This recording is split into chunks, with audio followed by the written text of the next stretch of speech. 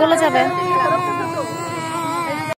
সকাল সকাল আজকে উঠে পড়লাম, কারণ বাসায় আজকে অনেক কাজ করতে হবে। আমার বাসায় আজকে গেস্ট আসবে, মানে আমি আম্মুদেরকে, আমার বড় আপু, ছোট বোন, ওদের সবাইকে ইনভাইট করেছি। তো সবার জন্য একটা আয়োজন করব আমি আজকে, নিজের হাতে সব কিছু করব।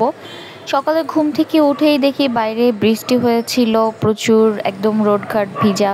আর ঘুম থেকে উঠে বারান্দায় যে আমার গাছগুলো দেখা আমার একটা অভ্যাসে পরিণত হয়েছে, যেটা না করলে আমার একদমই ভালো লাগে না। তো ঘুম থেকে উঠেই আমি আগে আমার গাছগুলো দেখি, নিজেকে মানে গুড ফিল করি, অ্যান্ড দেন আমি কাজে চলে যাই।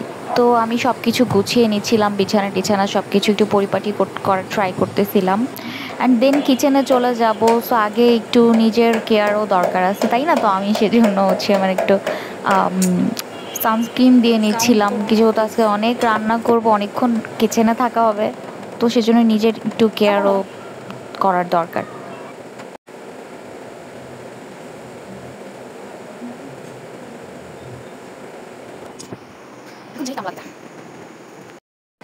রান্না করতে করতে ক্ষুধা লাগছে, আর আমি ফার্সিদের হচ্ছে কিন্ডার জয় বের করে খাইতেছি। আজকে আমি রান্না করব খেজুরের পোলাও। এটা কেকা ফেরদৌসী আপার স্পেশাল রেসিপি, আর স্পেশাল রেসিপি আমার স্পেশাল গেস্টের জন্য। আজকে বাসায় আম্মু আপু সবাই আসতেছে, সো তাদের জন্য আমি আজকে খেজুরের পোলাও রান্না করব ফর দ্য ফার্স্ট টাইম।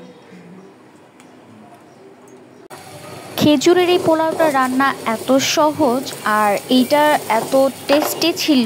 আপনারা যারা রান্না করে খেয়েছেন তারা জানেন, আপনাদের কার কাছে কেমন লেগেছে জানি না, কিন্তু আমার কাছে অনেক ভালো লেগেছে।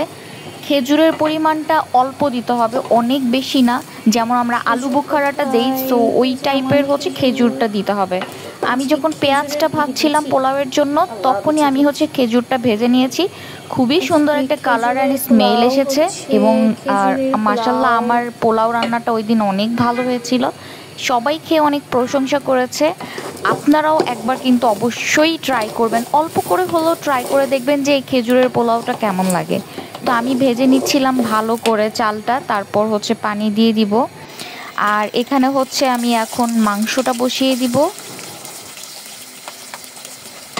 আমি 2 ঘন্টা যাবত হচ্ছে মাংসটা ম্যারিনেট করে রেখেছিলাম, একদম সকালে ঘুম থেকে উঠেই মাংসটা ম্যারিনেট করে তারপর হচ্ছে এখন আমি মাংসটা রান্না করব। পেঁয়াজ, কিছু আস্তা রসুনও দিয়েছি, কারণ আমার রান্নার ভিতরে রসুনটা খুব বেশি ভালো লাগে। তো অ্যাজ ইট ইজ যেভাবে রান্না করা হয় মাংস, সব কিছু মাখিয়ে ওভাবেই বসিয়ে দিব, স্পেশাল কিছু না। একটু ঝোলটা অল্প রাখবো। তো আমি হচ্ছে মাংসটা আগে কষিয়ে নিচ্ছি, মানে মাংসটা বসিয়ে নিচ্ছি।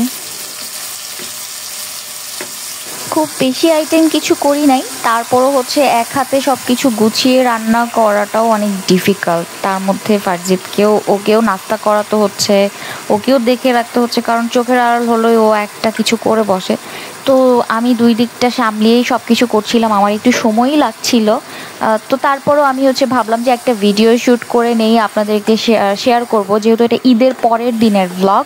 ঈদের দিন আমরা তো সারাদিন আম্মুর বাসাতেই ছিলাম মোস্ট অফ দ্য টাইম, তারপর বাসায় এসে নিজের কাজ। তো ভাবলাম যে র্যান্ডম একটা ভ্লগ আপনাদের সাথে শেয়ার করে ফেলি, যেহেতু রান্নাবান্না করছিলাম। সো এই তো আমি মাংসটাকে হচ্ছে ভালো মতো নাড়াচাড়া দিয়ে একটু বসালাম, এখন এটা একটু কষিয়ে তারপর হচ্ছে রান্নাটা কমপ্লিট করে ফেলবো।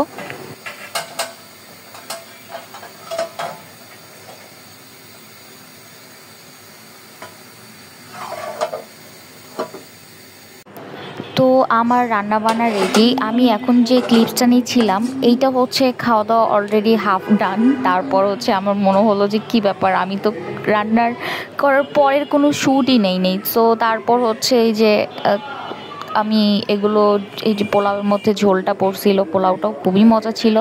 আমি খুব অল্প পরিমাণে নিয়েছি, কারণ আমি খেয়েছিলাম আগে। তো এই যে আমরা হচ্ছে আমার বাগানে একটা অপরাজিতা ফুল ফুটেছে, আর আমি ব্লু ড্রেস পরেছিলাম, সো ম্যাচিং হয়ে গেল। আর আমাদেরকে নিয়ে একটু বিকালের দিকে খাওয়া দাওয়া শেষ করে আমরা একটু বের হয়েছি ঘুরতে। আমরা এখন দিয়াবাড়ি যাব। অনেক ভিড় ছিল, মানে মেট্রো রেলে এত ক্রাউড ছিল। আমাদের কাছে 2টা এমআরটি ছিল, তারপর হচ্ছে আমরা 2টা টিকিট পারচেস করে দেন যাবো। বাট এত ক্রাউড ছিল, সবাই ঘোরাফেরা, যেহেতু ঈদের পরের দিনের মানে একদিনের পর, তো এই তো আমরা আমরা সবাই একটু ঢং ঢং করে ছবি টবি তুলছিলাম। দেন আমরা দিয়াবাড়িতে চলে আসলাম। দিয়াবাড়িতে সব জায়গাতেই জমজমাট ছিল and environment was so good. এত সুন্দর একটা এনভায়রনমেন্ট ছিল, না বৃষ্টি না রোদ, খুবই ভালো লাগছিল, একটা মেঘলা মেঘলা ওয়েদার। এই চুড়িগুলো সুন্দর।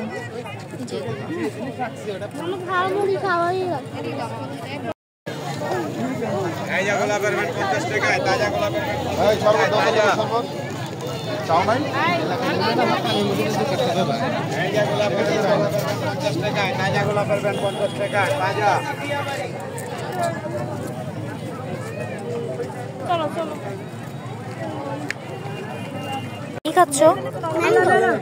Mango ice cream. হ্যাঁ, খাও খাও খাও, তাড়াতাড়ি খাও, গলে যাবে।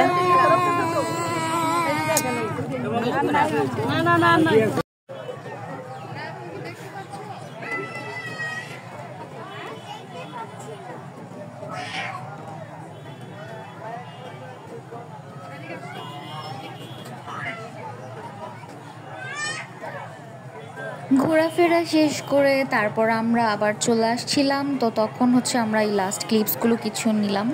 দেন আমরা সন্ধ্যা সন্ধ্যা হয়ে যাবে একটু পর, তারপর চলে আসছি।